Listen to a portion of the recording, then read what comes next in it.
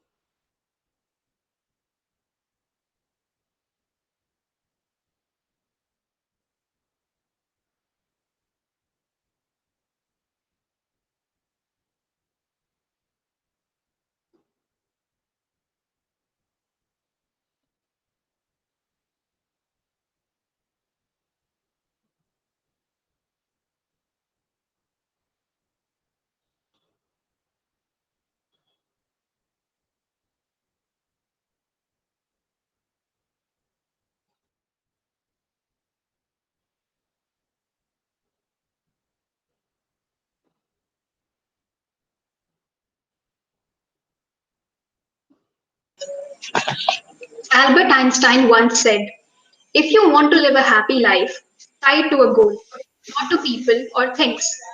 Good evening to everyone present here.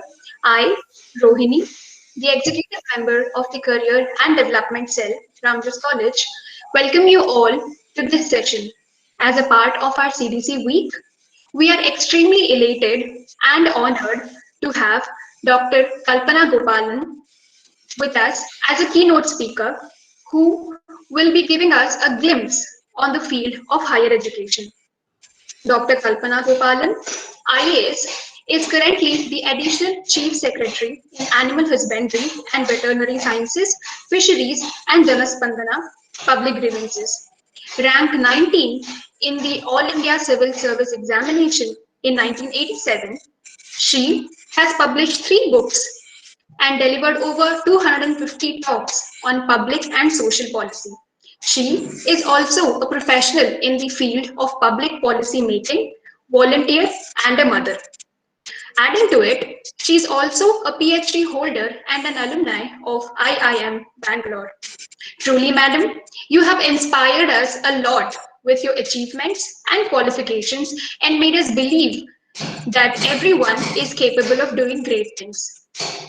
Before we begin with the session, I request all the members to kindly mute themselves throughout the session so as to avoid any hindrances, and for any query, you may as well use the chat box, followed by a Q&A session at the end of the webinar.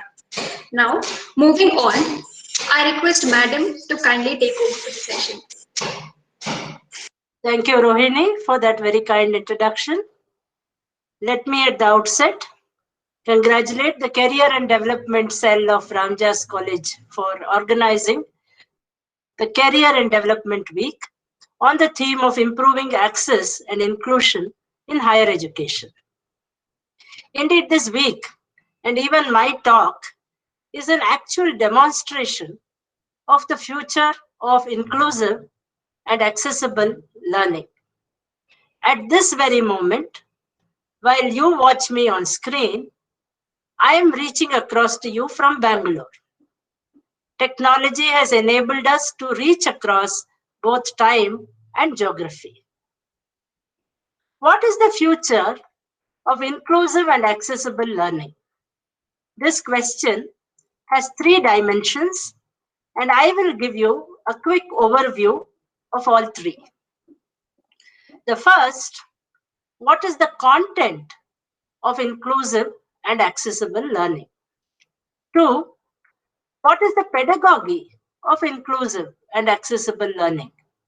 And 3, what are the challenges and consequences of inclusive and accessible learning, and how do we meet them?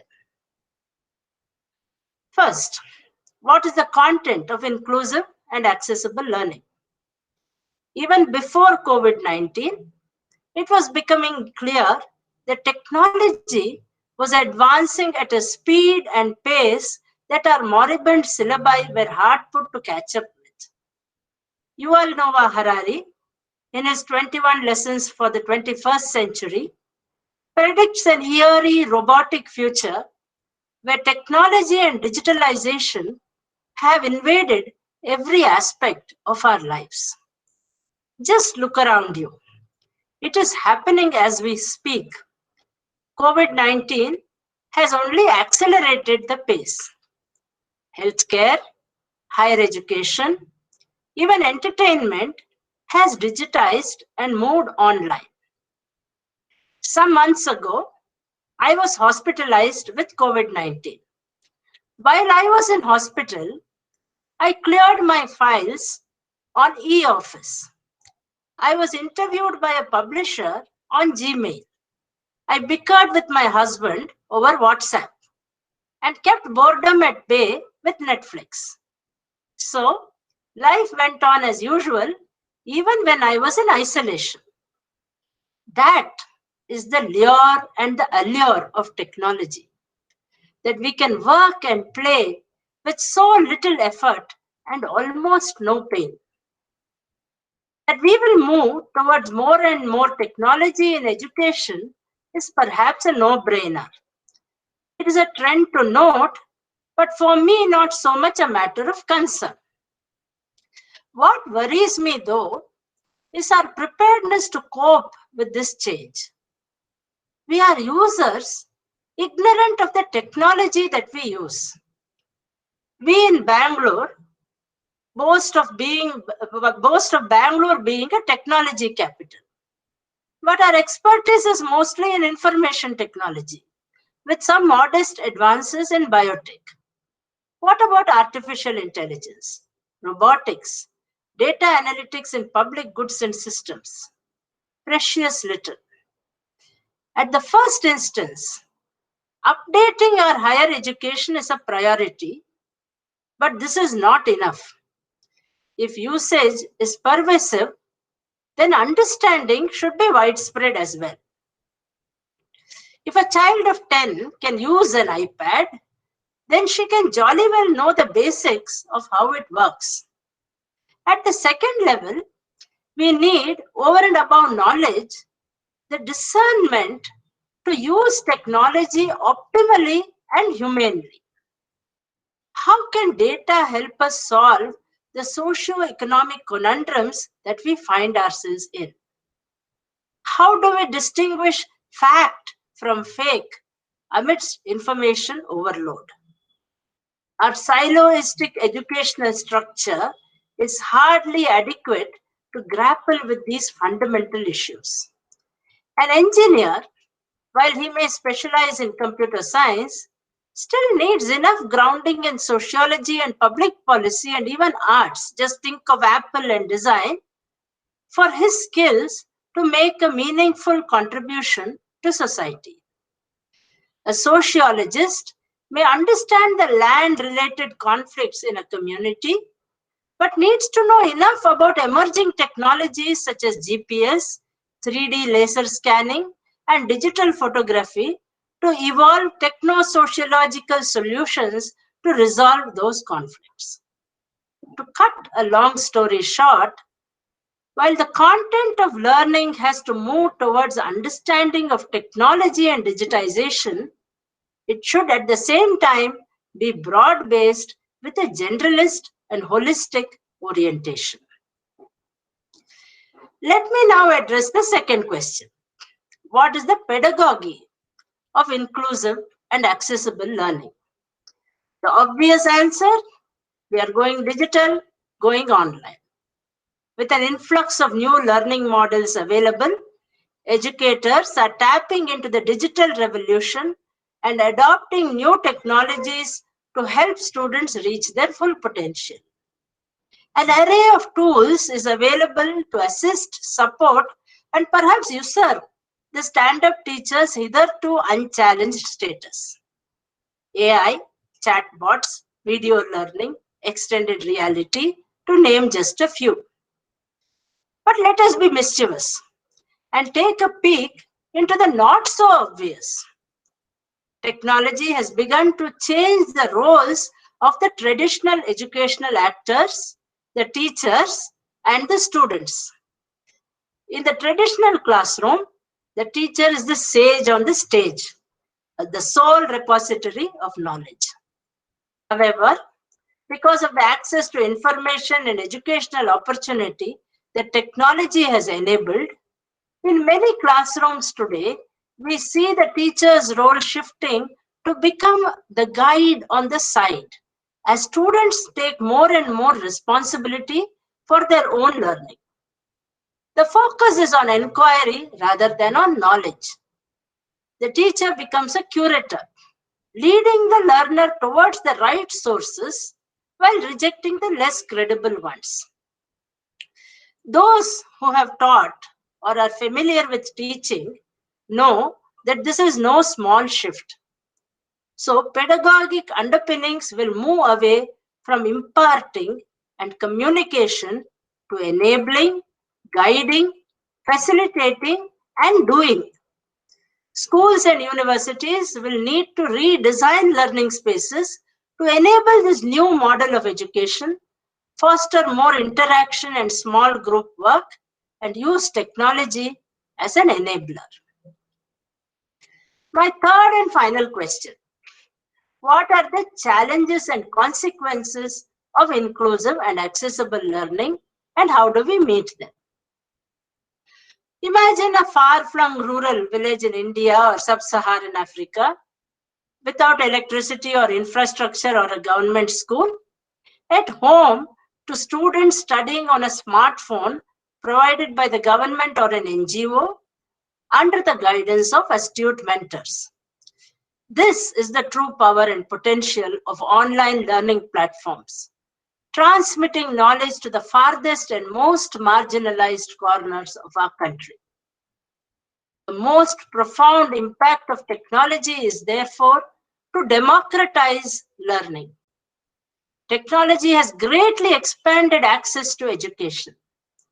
Rather than travel to centers of learning, information is available at one's fingertips through the internet, and opportunities for formal learning are available online worldwide through the Khan Academy, MOOCs, podcasts, and so on. Opportunities for communication and collaboration have been expanded by technology. Traditionally, classrooms have been relatively isolated, and collaboration is limited to other students in the same classroom or building. Today, technology enables forms of communication and collaboration undreamt of in the past. The walls of the classroom are no longer a barrier as technology enables new ways of learning, communicating, and working collaboratively. New technologies are thus powerful tools to help schools and universities meet the needs of ever more diverse student populations. The democratization of education raises important issues of equity. Are colleges and universities providing students with equal access to technology? There is a digital divide that exists between the information rich and the information poor. Gender equity issues arise when girls are treated differently than boys in the use and encouragement to use technology. A student in a rural school that lacks fast internet connectivity does not have the same access to information as a student near a major city. The digital divide also extends beyond the school. More economically advantaged children usually have access to information sources through private service providers and home computers. Democratization of technology is therefore an important issue now, comprising internet connectivity, telecom infrastructure, affordability of online systems, and availability of electronic infrastructure. Let me now look closer home. For Indians and India watchers, keep in mind that this shake-up in education is taking place alongside the launch of the new education policy. So there is the possibility that policy and practice can adapt to or facilitate the organic changes taking place in the education arena. Closing the gap between technology potential and its realization is largely a function of policy leadership, private initiative, and public acceptance. This is where the new education policy can play a role. The last few months have seen a flurry of activities by the Ministry of Human Resource Development, or Education as it is called now, and various regulators, including CBSE and NCRT, to find online alternatives to ensure the continuation of education during COVID. But ad hoc activities and piecemeal initiatives cannot substitute for intelligent, comprehensive, and holistic design. The shift towards future learning, of course, requires a change in mindset in the thought process of policymakers, authorities, students, and educationists, and an open mind which accepts that both classroom and online provide value. But we need to go further. Modernity has given us many things. It has activated our physical and vital energy, sharpened the power of the intellect, and given us comforts. The coronavirus has shattered this confidence. It has brought us into the domain of ambiguity and perplexity. For all our specialized knowledge, we are almost incapable of engaging with the inherent uncertainty of existence. No, we are not the masters of the world. Not everything can be predicted or dominated. This realization should transform us from arrogant conquerors to questing seekers. It is in this context that we have to rethink education. My best wishes for stimulating discussions and deliberations in Ramjas College towards this rethink and reboot. Thank you all very much. Jai Hind. Thank you, ma'am. That was a very insightful knowledge given to us. So moving ahead, ma'am, with your permission, let's take 3 questions in the chat box. Okay.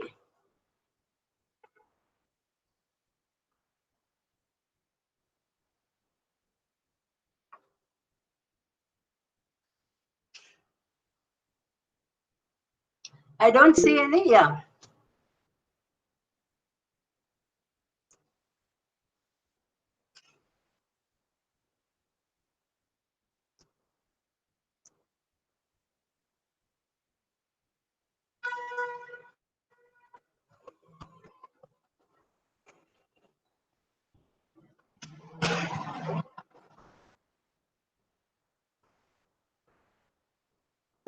Ma'am, as no questions have come, I just have a small question.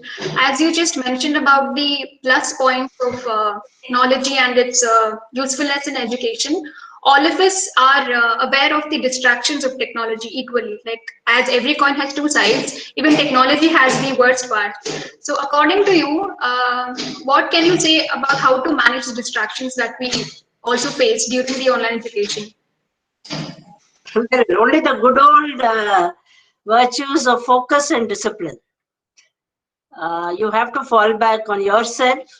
You have to fall back on time structuring, time management. It should be easy enough. I do see this happens to all of us, that we open the mobile maybe to read a paper, and then we get into some messaging or someone has said something, and I am not on Instagram, but I believe Instagram is a great distraction too. So the good old virtues, focus and discipline, structure your time accordingly. It is basically a question of managing yourself and managing time. Thank you, ma'am. So we have got one question from Shivang Singhal. Can economic, financial, social inclusion and good governance at the societal level be solutions for the global economic future? Absolutely. Well, it's such a broad umbrella question. Yes, I mean, true. You have included everything. Single, economic, financial, social inclusion, good governance. What else is left? Yes, it spells well for the global economic future, but then easier said than done. Inclusion, we are inadvertently and mostly unconsciously exclusionary. It happens all the time. In sports fields, for example, you'll huddle together with students of Ramjas College only. It happens in the groupism which is there in our society and so many other societies.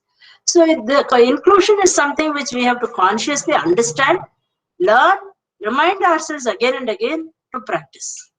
And then yes, more than the global economic future, the global social future would be positively impacted. And I think the spillover effects will be there in economy as well. My views on privatization of education, Harish Agarwal. Yes, I think it's high time, we completely demolish the siloistic thinking where we have, public and private. And I spoke about this also. There are disciplinary silos which we have, Whether private or public or non-profit, we are all engaged in the business of nation building. And without, from the beginning, as you would have studied in economic history, we have followed a model of mixed economy. So public and private have coexisted. But the role which the predominant role, the commanding heights of the economy, to use the economic term, which the public sector had once, is no longer necessary. We were a young nation in 1947. We were taking baby steps, and therefore government had to take a leading role. Today it is time for other sectors, whether it's the private sector, the non-profit sector, or even individuals, to start taking a leading role in building the nation. So I don't even subscribe that there is something called private which is separate from something called public. I think we should all hold hands and work together. Again, easier said than done, because we do have a mindset. So, but we are, I think, going in that direction. Up to when we expect the implementation of NEP, I am not so sure. I have not been following the trajectory of implementation, and right now I am not in education per se. As Rohini introduced me, I am now in animal husbandry and fisheries and public grievances.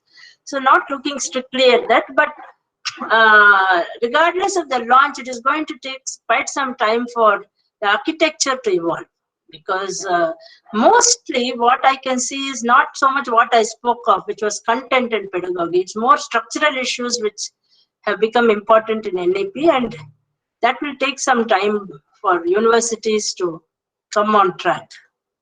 So my views on the new NEP, it has a lot of good things. Mostly, I think the accountability factor, the autonomy which is being given to universities, I like those ideas. It is also time that we move in the direction of the global world. From your point of view, those of you who are students now, the breaking of this interdisciplinary barriers is a great boon. I was a humanities student, but I would have loved, I was very good at mathematics, and I would have loved to have a major which combined mathematics and English, for example, which you have the opportunity to do. So that, I think, is a very great thing. Now it is up to the students to internalize that knowledge and learn the interdisciplinary application of knowledge. This is extremely difficult. That theories and concepts are very valuable on their own, but practice is a whole different arena. And even in government, we see that it is extremely difficult for people to understand that very good theory can also be very good practice. And I have done some interesting experiments where it has worked. Just to give you an example, some of you may have seen that movie, A Beautiful Mind. So there is this concept of Nash equilibrium. I think it's a little before your time, perhaps. Beautiful Mind, maybe a 15-year-old movie or decade-old movie. And the basic concept is that if there are rival parties and they are able to somehow reconcile their interests, it will result in a win-win for all, rather than collide their interests across each other, and then basically the whole thing falls through. You would have seen that in a road, for example, if there's a road which intersects at a point, 4 roads intersecting at a point, and if vehicles come from all 4 sides, then none of them can move. Somebody has to yield so that the others can pass, and that is better for all. So I tried to use that particular Nash equilibrium in the very ticklish problem of transfers which we have. And at that time I was working in a corporation with a lot of engineers, and everybody used to try for Bangalore.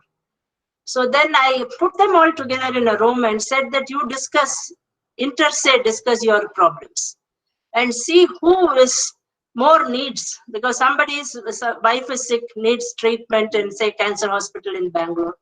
Someone else child is studying in Bangalore or near Bangalore. Someone else just wants Bangalore because it is the capital of the city. So then when they discussed among each other, they could come to some kind of understanding. And what used to be a horrendous exercise of annual transfers became very easy, because within that whole community of the employees, they were able to find some kind of equilibrium. So you will have to find ways in which you can adapt theory to practice. I also, to give an example from engineering, I had recently conducted the valedictory of a immersion program, where young girls and boys like you had gone to villages, and using their engineering expertise, they set up solar cookers, repaired prepared solar batteries for electrification of the village. So the application of knowledge becomes very important. So that is something which you have the opportunity to do under the NAP. Yeah. Let me move on to the next question. Ma'am, the next question is from Vanshika. Her One, question is, yes, ma'am, may I go yeah, ahead? I'm able to see the questions, Rohini. Here there is Vanishka who says, what are your views and what changes do you recommend in the current education system? Uh, I think all of you would have seen Wozniak's remarks that Indians lack creativity. I found that absolutely, I can't believe that. You just have to go to rural India. We are the masters of, Jugaad technology, where we can adapt, many things for our own use. And the artistry and the creative economy of India is fantastic. But when we are in a structured education system, being a country which is, still growing in a way, getting a job and getting a good job becomes paramount. And for that, we, have this kind of blinkered learning practices. So I think leaving your spirit to feel free and fly, that is, in essence, what I would like the education system to do. And I do hope that with time, I can already see a difference. Between me and my children, I see a difference in approach towards education. When I was a student, the focus was on somehow getting that degree. My children, there is at least an equal focus on learning. But it's time to move away from, that concept of getting a university degree or going through a university, to actually learning and doing and being successful and being good at what you are doing. And if our education system can do that for us, I think that would be the fundamental principle which I would like. Yeah, as you say, Samir Deshpande, as you say, every sociologist needs technical knowledge and technical every engineer. Specialist versus generalist. No, I see. I believe that everyone should be a generalist, right? Uh, if you are, too much into technical education and you are unable to move out of that disciplinary barrier, then you are of no use to society. Because every technology needs some kind of adjustment to the context in which it is implemented. And you can do that only if you have enough knowledge of the society and community in which you are living and working in. So whether you are a specialist or whether you are a generalist by training and qualification, all of us have to have in-depth knowledge about one or two disciplines and widespread knowledge about all. So both depth and spread are important. That is basically my answer. And I want to go a little more, Samir, since this just reminds me of something, that very soon you will find that that structured office organization will just vanish with time. We are already seeing indications during COVID, and all of you will have to get used to becoming freelancers, which means that you will not be working, let us say, within a Tata or within a government or within some such Infosys or some organization. You will have to use your expertise across organizations and across contexts. So willy-nilly you'll have to become a generalist, because the way a law firm functions, for example, will be different from the way engineering firm functions or an IT firm functions. But you may have a specialized technology or a specialized expertise which you may have to use across those organizations. So my advice to all of you, be a specialist in one or two disciplines and be a generalist across several disciplines. Have widespread knowledge of humanities, sociology, all other disciplines, science, so that you are able to be comfortable in different contexts. Do you think the 4-year long graduation degree will be beneficial? Palkin Lohia, I hope I'm pronouncing that right. Uh, More than the 4 years, I think that interdisciplinarity will be good. Uh, for, uh, 4 years, more than 3 years, would give you a better picture. You will probably be able to spend the first year stabilizing, and then you acquiring real knowledge and learning, and hopefully in the 4th year you'll start applying that knowledge instead of coming up with a dissertation or thesis, which we usually do. We have to wait and watch, Lokia. We have to see what happens, but it's an experiment worth making. What is the purpose of education? Mahi Nagar. What is the purpose of education? Scoring high marks and getting a job, or something beyond that? Purpose of education is to be a good human being, which you can be without a university education. But yes, as I said, see, I have certain tenets by which I live by. The pursuit of learning is an interesting and very fulfilling activity, and that alone, like virtue is its own reward, learning alone should be the reward of education, in one sense. The second, for me, is the application of education to societal issues, which we have been speaking of today. And the third is something else, which what I have called, and I've coined the word and used it in different places, what I call personal social responsibility. That we all speak of corporate social responsibility, or the social responsibility of public servants like me. But each of us, as a citizen and a citizen of the country and citizen of the world, has a social responsibility. And that is the most important purpose of education, that you are able to fulfill your potential as a human being and fulfill your personal social responsibility, which you can do in multiple ways. You can teach a child, you can grow a tree, you can sing in a hospital, you can collectively come together and clean a street. There are multiple ways in which you can fulfill your social responsibility, but these three things, the pursuit of learning, the application of learning to society, and then fulfilling your personal and collective social responsibility. The collective social responsibility, why? COVID has taught us. If I wear a mask, you are safe. If I sanitize my hands, I protect not just myself but my community. See, so that kind of social responsibility we should be able to practice. And in a nutshell, I would say that is the purpose of education for me. And it's a highly individualistic and personal view. But thank you for the question, Mahi. Tushar Parashar. How can the problem of internet connectivity be solved in a large country like India as online? But we are solving it, aren't we? Don't you see that in the last few months, connectivity is better than it used to be? There was a time when I used to be in the heart of Delhi, and I opened my iPad and it will just go round and round, and goal. Today it doesn't happen anymore. In Bangalore, we have connectivity almost all parts of all major district headquarters. We can easily connect. This was not the case even 5 years ago.